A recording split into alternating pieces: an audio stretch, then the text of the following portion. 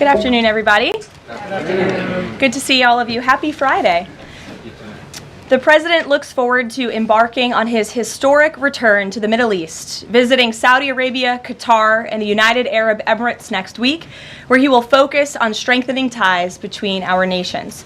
8 years ago, President Trump's first trip was to this same region of the world, where he introduced his bold peace through strength foreign policy strategy.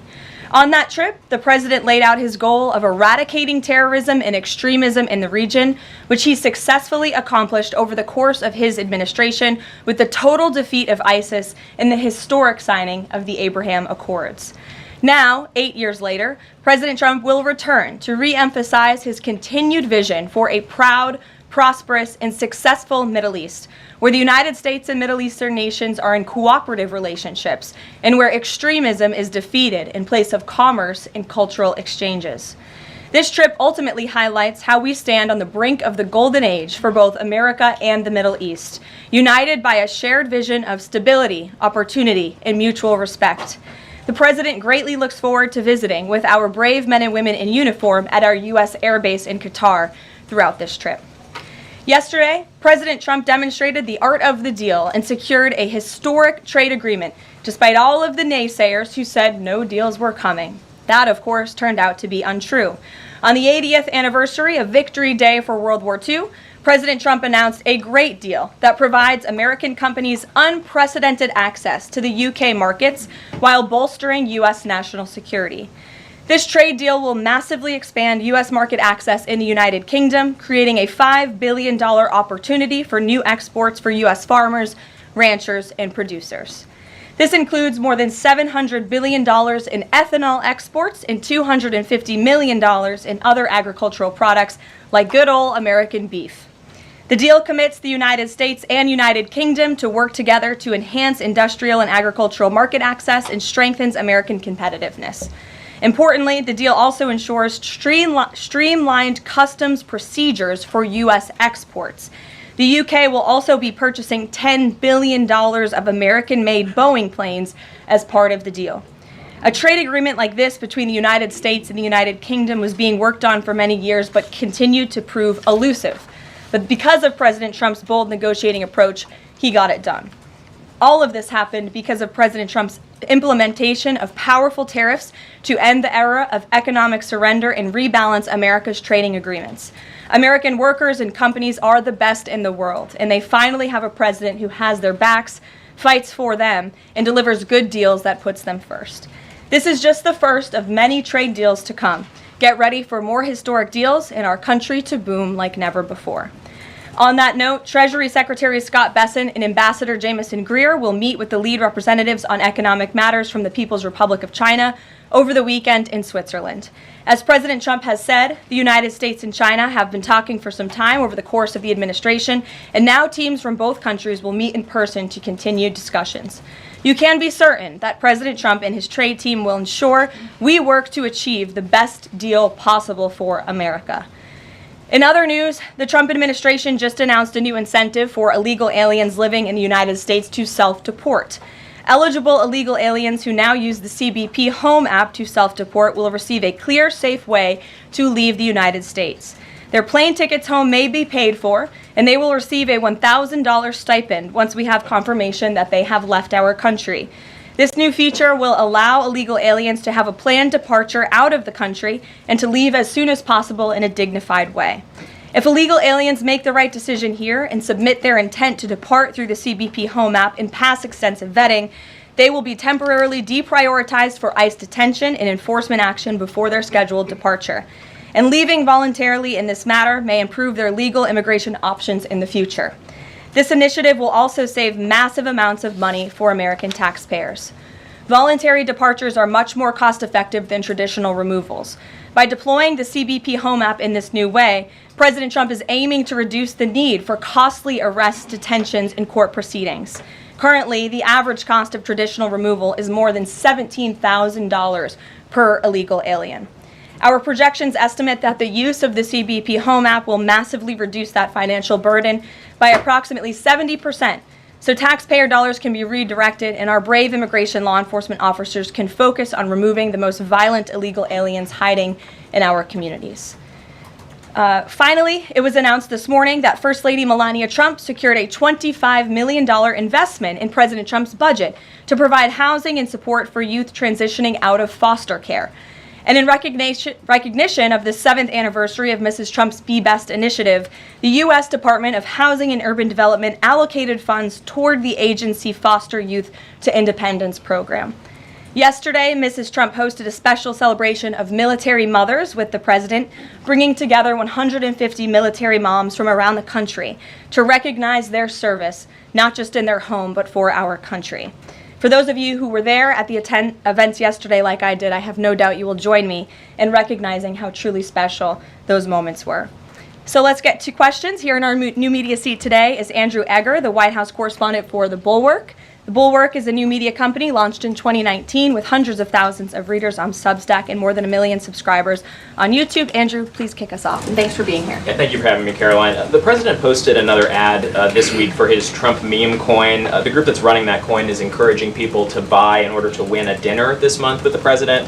Why is the president planning to attend a dinner for the top investors in his coin? Look, the president is abiding by all conflict of interest laws. The president has been incredibly transparent with his own personal financial obligations throughout the years. The president is a successful businessman, and I think, frankly, it's one of the many reasons that people reelected him back to this office. There are at least some people who are buying this coin who seem to view it as an opportunity to influence the president's views. There was a logistics company this week that said they would buy $20 million in the coin in order to advocate for free trade between the U.S. and Mexico. If buyers are buying for that reason, are they wasting their money? Look, I can assure you the president acts with only the interests of the American public in mind, putting our country first and doing what's best for our country, full stop. That's his intention, and that's what he's focused on. Kristen, good to see you here today. Welcome back. Caroline. Thank you. Glad to be back. So on those China talks, what does President Trump expect to come out of those talks? And is he going to be disappointed if his team can't secure a deal? Well, look, the president is very confident in his Secretary of Treasury, Scott Bessent, and of course, Ambassador Jamieson Greer, who has played an instrumental role in all of these trade negotiations as well. I think yesterday's success, the announcement of a trade deal with the United Kingdom, is a great first step. Again, many said in this room it couldn't be done. Now we are moving forward with many other countries. We're talking to dozens of our trading partners around the world. But of course, China is a major country, a major player in this space. And the president has said, and he's right, China needs the United States of America. They need our markets. They need our consumer base. And Secretary Bessent knows that he's going to Switzerland this weekend with the full support and confidence and trust of the president here at home. Jack? Thanks very much, Karoline. Two questions. First, can you give us an update on U.S. efforts to mediate or have an impact on the conflict between India and Pakistan? Sure, I absolutely can. This is something that the Secretary of State and, of course, now our National Security Advisor as well, Marco Rubio, has been very much involved in. The president has expressed he wants to see this de-escalate as quickly as possible. He understands these are two countries that have been at odds with one another for decades, long before President Trump was here in the Oval Office. However, he has good relationships with the leaders of both countries, and the Secretary of State, Marco Rubio, I spoke to him just yesterday. He has been in constant communication with the leaders of both countries trying to bring this conflict to an end. Just one other question. Yesterday, we saw the news of the new Pope. Before Pope Leo became Pope Leo, there were some critical comments that he made about President Trump and about Vice President Vance on his then X account. Does the White House have any reaction to those comments? The president made his reaction to Pope Leo's announcement yesterday very clear. He is very proud to have an American Pope. I think it was a surprise to everyone. I saw the news media was surprised to report on that yesterday, but it's a great thing for the United States of America and for the world, and we are praying for him. Thanks, Karoline. The president has been pretty firm on keeping these 145% tariffs in place on Chinese imports. Today, via Truth Social, he said that he'd be possibly open to lowering those to 80%. Why the change, and how did the president land on 80? The president still remains with his position that he is not going to unilaterally bring down tariffs on China. We need to see concessions from them as well. And again, that's part of the reason that Secretary Bessent is going to talk to his Chinese counterparts this weekend to start those discussions in person. As for the 80% number, that was a number the president threw out there, and we'll see what happens this weekend. And always in the effort of transparency, I'm sure you'll hear directly from the Treasury Secretary or the president after those negotiations conclude. Jackie. Thank you, Karoline. Why did the White House announce this deal with the UK before all of the details were finished? That's not true, actually. I saw the fact sheet. I saw the deal as well before the president brought all of you in the Oval Office in the effort of transparency. You had the president and the prime minister on the phone talking to all of you directly about how this was a great deal, a phenomenal deal, and discussions will continue. But as I spoke to our Ambassador Greer yesterday, this is how trade deals work. You set an initial agreement, you set the framework, you set up the deal, and then of course, T's have to be crossed and I's have to be dotted, but this deal is a good deal, and the numbers are determined, and all of the market access that I just discussed will remain. Does that mean that the 10% baseline is going to still be there at the end when all of the other details are ironed out? The president is committed to the 10% baseline tariff, not just for the United Kingdom, but for his trade negotiations with all other countries as well. Permanently, even after the deals are done, like that is going to remain. The president is determined to continue with that 10% baseline tariff. I just spoke to him about it earlier. Stephen. Thank you, Karoline. I'd like to ask about New York and then about a personnel matter. On New York, the mayor, Eric Adams, is here today. Could you tell us anything more about the visit, who initiated it, what they're talking about? And also, is there any comment from the White House on the air traffic control issues in Newark? All I will say on Mayor Eric Adams is that he requested a meeting with the president, and the president was willing to take it. If the president wishes to discuss his private meeting afterwards, I will let him do that himself. Yes, I'm glad you asked about the FAA. There was a glitch in the system this morning, especially at Newark Airport. As you all know, I spoke to the Department of Transportation. That glitch was caused by the same telecoms and software issues that were raised last week. Everything went back online after the brief outage, and there was no operational impact. DOT and the FAA are working to address this technical issue tonight to prevent further outages, as well as install new fiber from Newark Airport to Philadelphia. And the goal is to have the totality of this work done by the end of the summer. I want to add that this outage at Newark Airport speaks to why the Secretary of Transportation yesterday made a massive announcement in investing in our aviation safety and our telecom system. There's a 4-part infrastructure plan that was released by the Secretary of Transportation yesterday to improve communication, surveillance, automation, and their facilities. They want to replace the antiquated telecom systems with new fiber, wireless, and satellite technologies, replace more than 600 radars, which have gone way past their life cycle, and address runway safety. They want to build 6 new air traffic control centers for the first time since the 1960s and replace towers as well. They want to implement new modern hardware and software for all traffic facilities to create a common platform system throughout the towers. These are much needed changes. This is a very bold plan by the Department of Transportation. I think it's unfortunate that the previous administration sat on their hands and did nothing, but how grateful we are that we have a Department of Transportation and a secretary and a president who's willing to take bold action and change. The personnel matter, Caroline. Go ahead. Could I ask? Thanks, Caroline. Just going back to India, Pakistan, can we expect President Trump to get in touch personally with the leaders of those countries to try and de-escalate this situation? If and when that happens, we will certainly let you know. Natalie. Thanks, Caroline. Sure. I have a question about the Middle East trip. Will any of the president's family members, like including Don Jr., Eric, or Jared Kushner, be joining him on the trip?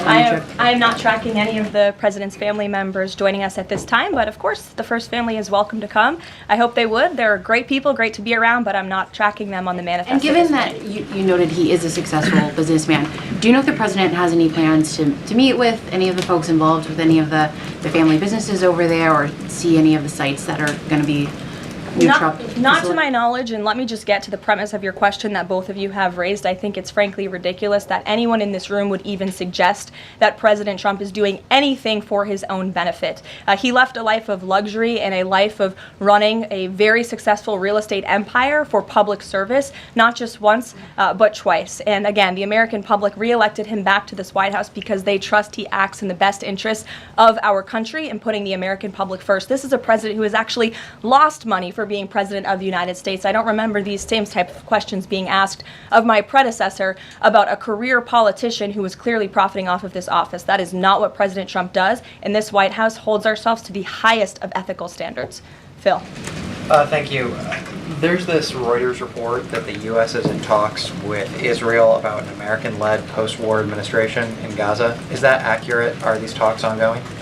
We are in constant communication and dialogue with our counterparts and our allies and friends in Israel. Ron Dermer was here at the White House yesterday meeting with members of President Trump's team. As for the situation in Gaza, the president and his entire national security team have made it very clear we want to see the hostages released from Gaza. That is a priority for this administration. As for what that looks like, and even moving beyond that, I'm not going to get into the details of plans that frankly may or may not have even been proposed, but I can emphasize what the president holds closest in his heart right now, and that's the release of all of the hostages in Gaza. And then there's been some conservative pushback to some of these salt tax, the salt tax cap. For instance, Majority Leader Steve Scalise said that bringing back the state and local tax deduction would essentially mean, quote, 45 states are subsidizing 5 states that have very high taxes imposed by leftist governors. Is he wrong? Is it fair to ask red Indiana to bail out blue New York? Well, look, this is an ongoing discussion on the Hill. There's a lot of disagreement on Capitol Hill right now about the SALT tax proposal, and we will let them work it out. As for the tax provisions in the reconciliation bill, the priorities of this president, he has made them incredibly clear. No tax on tips for our hardworking service workers, no tax on Social Security for our well-deserving seniors who have worked their whole lives to pay into this system, no tax on overtime for hardworking Americans as well, and there's a plethora of other priorities the president wants to see in this bill. Anyone who opposes this bill will be opposing the largest tax cut in American history. They will be voting to raise taxes by the tune of $4 trillion on the middle class of this country, and we look forward to holding them accountable for that. Everyone on Capitol Hill on both sides of the aisle should be supportive of the president's tax priorities. Follow up on that? Go ahead. Sure. Go ahead, and then I'll go to your follow-up. Thanks, Karoline. I want to follow up on the Truth Social post. So the president's saying 80% tariffs could come down. Just an announcement would be enough to lower those tariffs. Is that what he's looking for from the Chinese concessions? That's not what the president said. He said that an 80% number may sound good to him, but again, he's in constant contact with our Secretary of Treasury, who will be leading these negotiations this weekend. And historically, the Chinese have made the meeting itself a win. What does a win look like out of these meetings for the president this weekend? A good deal for the American worker and the American people. Go ahead. Thanks, Karoline. Yeah, back to the reconciliation bill. Can you just clarify the president's position, though, a little bit specifically on the tax issue? Because in his Truth Social post, he said this morning that he would accept even a tiny tax increase for the rich, but then says Republicans probably shouldn't do it, but I'm okay if they do it. So what is it that he wants? Does he want them to increase the tax rates? The president wants tax cuts, the largest tax cuts in history. He wants to extend his historic tax cuts from 2017, and he wants to see all of the other tax priorities that I just laid out for you included in this bill as well. As for the policy proposal you're talking about, the president has said he himself personally would not mind paying a little bit more to help the poor and the middle class and the working class in this country. I think, frankly, that's a very honorable position. But again, these negotiations are ongoing on Capitol Hill, and the president will weigh in when he feels necessary. Encourage them to have a higher bracket for top earners. The president has made his personal position on this matter clear. Michael. With Chair Smith and Caroline, Speaker ahead of Johnson. The president's in constant communication with leaders on the Hill. Ahead of the president's trip to the Middle East, he's mentioned he wants to rename the Persian Gulf the Gulf of Arabia. Iran is now saying that doing so will bring the wrath of all Iranians. Can you talk about the support that the Gulf of Arabia has in the region and why this is important to the president? Well, first of all, the president has said he hasn't made a determination yet. That was in the news that you guys all asked him about it, and he said he wasn't quite sure. So he hasn't made a definitive decision on that yet. And secondly, Karoline, the president has shown support for South African refugees that are coming to the United States next week. Can you talk about what these refugees are fleeing and why this is a priority for the administration? Well, the president has actually signed an executive order on that matter. My office can get it back to you, Michael. But this group in South Africa has faced racial persecution. In fact, the government there has vowed to take away their farmland that they own. And so the president has talked significantly about this. As for further details on refugee claims and asylum claims, I would defer you to the State Department. Can I follow up on that? Go ahead. No, in front of you. Thanks, sorry. Sure. Thanks, Caroline. Does the administration have any response to the news today that a federal judge has ordered the immediate release of Ramesa Ozturk from detention, and particularly his comments that the government submitted no evidence other than an op-ed that Ozturk wrote last year? I will have to check in with the Department of Homeland Security on that particular case, but I think our overall feeling, we've made quite clear that lower level judges should not be dictating the foreign policy of the United States, and we absolutely believe that the President and the Department of Homeland Security are well within their legal rights to deport illegal immigrants. As for visa revocations, the Secretary of State has the right to do that as well. It is a privilege, not a right, to come to this country on a visa. But I'll check in on the specific case. My office will get you details.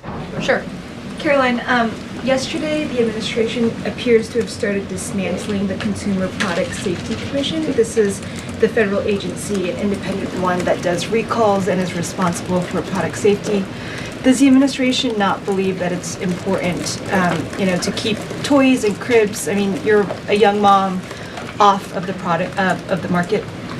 It's a federal agency within which branch? It's the executive branch. Who's the head of the executive branch? The President of the United States. Created by Congress. He has the right to fire people within the executive branch. It's a pretty simple answer. Francesca. Thanks. One foreign policy one and then a domestic policy thing, if I could. As far as the president's trip goes next week, is he planning to meet with the FIFA president in either Saudi Arabia or Qatar? And if so, could you give us some more details about that? The president has quite a few meetings with many people when he is there. We can certainly check at the itinerary and let you know if the FIFA president will be there next week. Frankly, I'm not quite sure, but we can certainly get you an answer. As you know, the president attended a FIFA task force meeting at the White House this week. And on the domestic front, could you explain why the FEMA administrator was removed from his position this week? Look, this is a personnel matter in regards to the Department of Homeland Security, but my understanding is that this individual testified saying something that was contrary to what the president believes and the goals of this administration in regards to FEMA policy. And so, of course, we want to make sure that people in every position are advancing the administration's goals. But as for specifics, I defer you to the Department of Homeland Security. We leave it up to our great cabinet secretaries when it comes to personnel matters. Sure, in the back. Thank you. Aid hasn't gone into Gaza in 10 weeks. Israel says that this is a policy to pressure Hamas in the negotiations, the ceasefire negotiations. Is this a policy that this administration supports? The president answered this week. He said that he wants to ensure that aid can get into Gaza, but we have to do it in a responsible way to ensure it doesn't end up in the hands of terrorists. So this is something the administration is actively working on, and when we have a policy to announce on this definitively, we can certainly let you know. Can you talk about this effort for the U.S. to take over the distribution of aid in Gaza, to exclude Israel? But also international organizations said this effort militarizes aid. I would reject that characterization by whatever groups you are citing. Kelly. Caroline, thank you. I want to get back to the First Lady Melania Trump dealing with foster children. That's an important component in American life to see what happens to the future of our children, particularly in foster care. Can you explain the significance of this development between the First Lady and the housing and urban development? Yes, absolutely. It's millions of dollars that will go into a program that helps these children transition out of foster care to have productive and positive lives. And I'd like to share a personal story since you asked, if I may. I hope the First Lady won't mind. I was at an event in Florida last year, and I was approached by a gentleman who was a foster dad. And he had taken in, I think it was 6 or 7 foster children children. And he spoke to me. He had recognized me in my work for President Trump's campaign at the time. And the little boy who was with him talked about the personal relationship that he had with First Lady Melania Trump. And the conversation she had had with him and how she really encouraged him to be the best that he could be during her first term here at the White House, and how even after she and President Trump left the White House, she kept in very close touch with this young foster child. It was a touching moment that I will never forget, and it speaks to the heart of this First Lady and the great work that she is doing for foster children. And this is certainly a very big announcement that I know our Secretary of Housing and Urban Development is in particular very excited about, and we can certainly get you all the details on that program. John. Thanks a lot, Karoline. I want to ask you about the trade deal that the president announced yesterday with the UK as it relates to the auto sector. Sure. The trade group that represents the big three here in the US believes that it may put the big three automakers at a competitive disadvantage. What the trade group says is that it will now be cheaper to import a UK vehicle with very little American content than a USMCA compliant vehicle imported from Mexico or Canada with just 50% American content. What's your response to that criticism coming from this trade group? Well, first of all, let's be clear about what the deal does. It sets a 10% rate on auto imports for the first 100 cars that are imported into the United States. 100,000 cars, thank you. That would be very few cars. 100,000 cars imported from the United Kingdom. After 100,000 vehicles, it goes back up to a 25% tariff. And as for our U.S. auto manufacturers, our auto industry, the president wants to put them on the best pedestal to compete. And by the way, if they produce vehicles right here in the United States of America, they will face no tariff at all. I would argue of any industry, the president has spent more time talking to and listening to the concerns of our auto industry here at home. He hears them, he believes in them, he wants to see them produce their vehicles here in the United States of America. This is a good deal for them too. Is this a model for European and Asian vehicles as well, what we see coming out of the UK trade deal with the US? Look, all of these deals are going to be tailor-made. The president has said that from the beginning. It's very apropos that the first trade deal was announced between the United States and the United Kingdom, one of our oldest and greatest allies, but each country has unique concerns and challenges in terms of American industry. We need to open up markets in every single country, and obviously the needs are unique, so our trade team is looking at each country and the advantages that we can pursue for American industries and American workers. Sure. Happy early Mother's Day. Oh, thank you. The president said yesterday that he would be speaking with Zelensky shortly. Did that call happen yesterday, or do we expect that to happen in the near term? The call happened yesterday. President Zelensky called the president to tell him that the critical minerals deal had passed the parliament in Ukraine. I talked to the president about that call. He said it was very good and productive, and of course the critical minerals deal is great for Ukraine, but also of course for the United States of America and our taxpayers here. It was a good call, and they also spoke about, of course, this ceasefire that the president proposed, the 30-day ceasefire between Russia and Ukraine, which we know Europe is on board with, and we hope both countries will agree to. So next week, do we expect President Putin, is there any chance that he could meet with Trump while he's in the region? The president answered this yesterday. Not going to happen. Question on ceasefire. Has he got any reaction from Zelensky or Putin on the proposal for ceasefire? Is he satisfied by the reaction to that proposal? Not to my knowledge, but certainly if there is a reaction and updates, I'm sure you'll hear directly from the president. Question, the president fired the Librarian of Congress. Why did he choose to do that? We felt she did not fit the needs of the American people. There were quite concerning things that she had done at the Library of Congress in the pursuit of DEI and putting inappropriate books in the library for children, and we don't believe that she was serving the interests of the American taxpayer well, so she has been removed from her position, and the president is well within his rights to do that. John. Thank you, Karoline. Happy Mother's Day as well. Thank you. President Trump ran on delivering the biggest tax cut in history, got over 70 million votes. Right now, you got a handful of obstructionists in the Republican conference that are saying they're not going to go along with his tax cut package. You just said those that don't will be held accountable. What is your description of being held accountable? Well, look, I think they'll be held accountable by the voters in their respective districts if they choose to vote for a tax hike to the tune of $4 trillion, which would raise taxes to thousands of dollars per household in this country. The president has great political instincts. That's why he's back in the Oval Office, and Capitol Hill should follow his lead. As for the president, speaking of him, he will be signing executive orders later this afternoon. We are happy to provide more information on those executive orders if you wish.